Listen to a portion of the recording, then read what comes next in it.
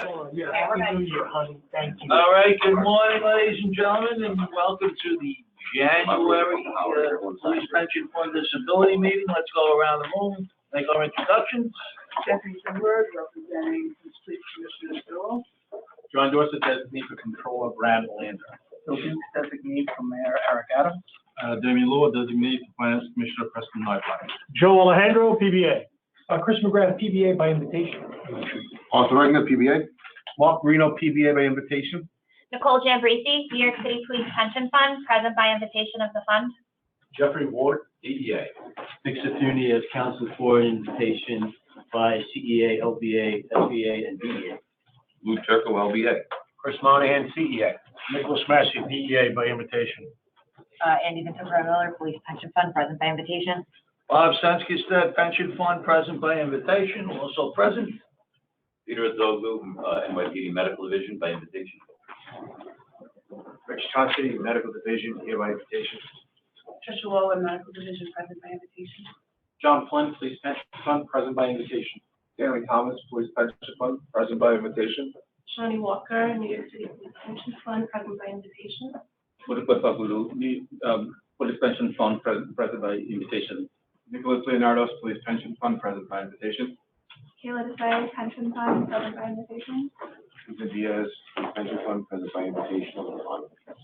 Lenny Almonte, Police Pension Fund, present by invitation of the fund. Angelo Triantafilides, Pension Fund, present by invitation. And Samantha Williams, Police Pension Fund, present by invitation. Edmund Small, SBA. Also present, Actuary's Office. Mark Skevich, Office of the Actuary, by invitation. Law Department. Marta Ross, Law Department, present by invitation. Darren Trotter, Law Department, present by invitation. All righty. And then Okay, thank you very much. Before we jump in to the calendar, we have a presentation by our auditors, Grant Thornton, with Sharon Campbell as the introduction. So Sharon, the floor is yours. Thank you very much. I appreciate it. Good morning, everyone. My name is Sharon Campbell. I'm a managing director in Grant Thornton's Employee Benefit Plan Audit Practice, and I'm excited to share with you the results of our required communications for the June 30th, 2022 audit of the New York City Police Pension Funds. Before I share my screen, I would like to thank or express my gratitude to management for their transparency and their commitment to quality and excellence in financial reporting. With that, I'm going to share my screen. Just give me a moment to... I have to make you present, hold on. Okay.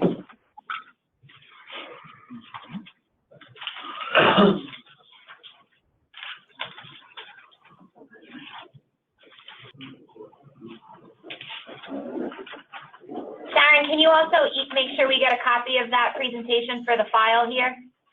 Yes, absolutely. I believe the presentation was shared, but Okay. we can absolutely share. All right, let me just make sure that the screen is the right screen. Okay. The presentation's in your packages if you want to. Thank you, Stanley. Sorry, The public. Thank you, Stanley, for being a copy. Okay, can everyone see the presentation screen? Yes. Yep. Perfect. All right. All right, so with me today, I have Will Richardson, one of my managers. My IT specialist did have to drop off. I believe I have Cecile Publico from my investment team and Andy Zimick from my actuarial team on with me as well. This is not my entire team, just a small subset of my team. All right, this slide is just the audit timeline and the scope of work. Ultimately, we did issue our opinion on the combining financial statements in October, on October 26, 2022, as well as our dual dated opinion for the AFR in December. Okay, the responsibilities in an audit, I'm not going to go over every single bullet point, just some highlights here. So those charged with governance are responsible for overseeing the financial reporting process. discussing significant accounting and internal control matters with management, informing us of fraud or any suspected fraud, including any views about fraud risks, and informing us of any matters that are relevant to our audit.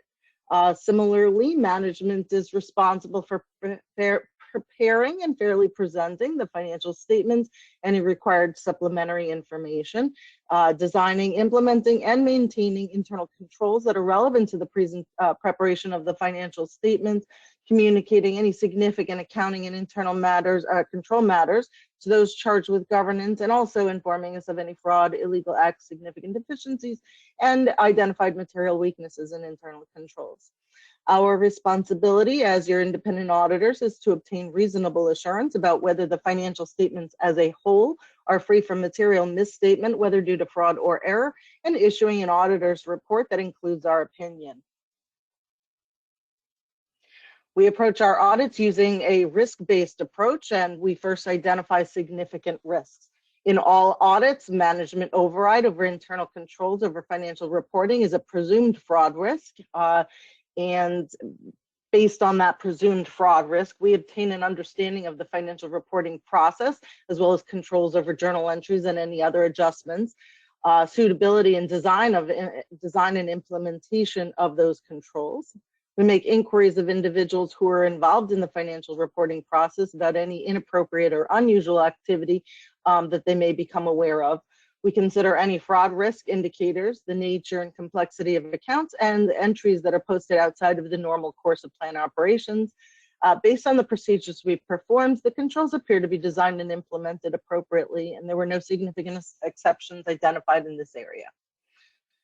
Other areas of focus include investment income valuation. So we confirm 100% of the investment positions, and we evaluate the reasonableness of the fair value disclosures. On a sample basis, we test the fair value of the investments, as well as reported fair value of transactions that occurred throughout the year. There was a proposed adjustment and a reversing impact of the prior year proposed adjustment this year, which you can see in section 3 of the package that was provided to you. And there was also a reclass adjustment related to just a movement of an investment from one classification to another. Other areas of focus include member contributions. We test the completeness of member contributions, and then on a sample basis, we test the eligibility to contribute, as well as whether the amounts that were contributed are within plan provisions. We also look at employer contributions. Benefit payments is another area of focus. We test the completeness of the population of the benefit payments, and then on a sample basis, we review supporting calculations and documentation, determining that the member was eligible for the type of withdrawal requested, that the benefit payment was appropriately authorized, and was calculated in accordance with plan provisions.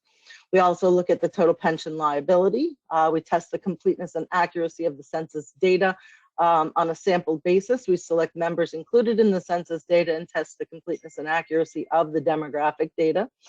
We also assess the reasonableness of actuarial assumptions and inputs used in the calculation of the pension liability with the assistance of our in-house actuarial team. Other areas of focus include member loans, ITGCs, information technology general controls, and the adequacy of disclosures as a whole. Okay, as mentioned, we use our compensation and benefit consultant practice, which is our includes our actuarial team, and they assist us in reviewing the reasonableness of the actuarial assumptions and methods used to determine the total pension liability. We also use the assistance of our New York pricing group for investment valuation, and we use Galeris Robinson as our subcontractor this year. Okay, we use whole ledger analytics when we test the journal entries. So when I talked before about these significant risks where journal entries and override of internal controls, we utilize whole ledger analytics that assists us in testing that more efficiently. This slide is just a reminder that cybersecurity, internal controls over systems, the segregation of duties are key topics that we're continuously reminding management of. Okay, the ITGC's in-scope applications included COPS 1.0, COPS 2.0, PMS, and NICAPS, and the areas of focus were security administration, program maintenance, program execution, technology operations, and cybersecurity. Overall, we issued an unmodified clean opinion. The funds adopted GASB 87 and 97 in the current year. There were no scope limitations. We had open and effective communication with management, and any internal control and best practice recommendations have been and will continue to be discussed with management. The annual comprehensive financial report was issued in December of 2022 and did include the GFO Certificate of Achievement for the 2021 ACFR. Okay, we talked about the audit adjustments. The audit adjustments can be found in section 3 with the management rep letter. Management believes the effects of the uncorrected audit adjustments, and we concur, are material both individually and in the aggregate to the financial statements as a whole. Okay, as part of my required communications, I'm required to communicate the quality of accounting practices. The fund's significant accounting policies are appropriately detailed in the notes to the basic financial statements. They're considered appropriate in all material respects, and they are consistent with the prior year. Significant accounting estimates include fair value of investments, as well as the total pension liability. Disclosures, we've assessed the disclosures of the financial statements for clarity and completeness. Footnote disclosures to the financial statements appear to be informative, consistent, and clear. Okay, we're also required to communicate internal control matters.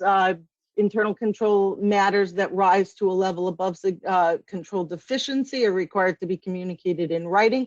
You can find those that written communication in section 2 of the package that you've received. Any control deficiencies that did not rise to the level of significant deficiency or material weakness were communicated verbally. Okay, this slide just documents or communicates the different levels of evaluation of internal controls. And then my other required communications, we're not aware of any going concern matters. We're not aware of any fraud or non-compliance with laws and regulations as it relates to financial reporting. Any significant deficiencies have been communicated in section 2 of the package that you've received. We're not aware of any use of other auditors as it relates to the audit of the police pension funds. We did not utilize internal audit this year. Any related party and related party transactions have been appropriately disclosed in the financial statements. We're not aware of any significant or unusual transactions. I'm pleased to report that we had no disagreements with management. We had no significant issues or difficulties that were encountered as well. Or any difficult or contentious matters that we believe would rise to a level that would require a communication to you. There were no modifications to the audit report. Again, it was a clean, unmodified report. This slide is just to communicate to you the different technology applications that we utilize during our audit to assist us from an efficiency perspective. All right, and this is our we're required to communicate this. We have a commitment to promote ethical and professional excellence. That concludes my presentation. Does anyone have any questions? No questions? All right. Well, all right. Sharon, thank you very much. Thanks for your patience. Absolutely. Thank you very much, and have a great rest of the day. Thank you. Thank you. Thank you. Thank you.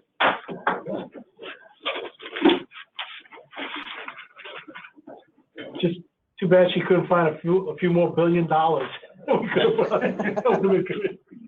Wow. All righty. Okay, And ready? with that, Joe, we'll resume. Okay, first off, I want to thank everyone. For most of you, I hope you're all healthy. For some of us, we didn't come into the new year healthy, and Happy New Year to everyone. So, our first meeting of the year. So, public meeting. Page 1, to accept the minutes of the previous meeting, Wednesday, December 14th, 2022. and to confirm the next meeting date, Wednesday, February 8th, 2023. All right. Pages 2 through 8. Go pages 2 through 8, nothing of a controversial nature. Thank you, Jeff. So move it. Page 9 is a discussion on the actual interest rate. I do want to point out that Marek also is at home with COVID. And if Marek, is this going to be the same presentation you made last month?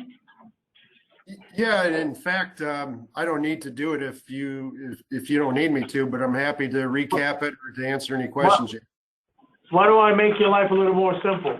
Is there anything that you would like to add from last month? Is there anything that needed to be added? No, other than the other 4 retirement systems have already adopted the resolution and given us the go-ahead, so we're just waiting for you so we can go ahead and start working with the law department on this. Okay, so being that said, I'd like to move for a roll call vote. All right, roll call vote. PBA? PBA is going to abstain at this time. All righty, DEA?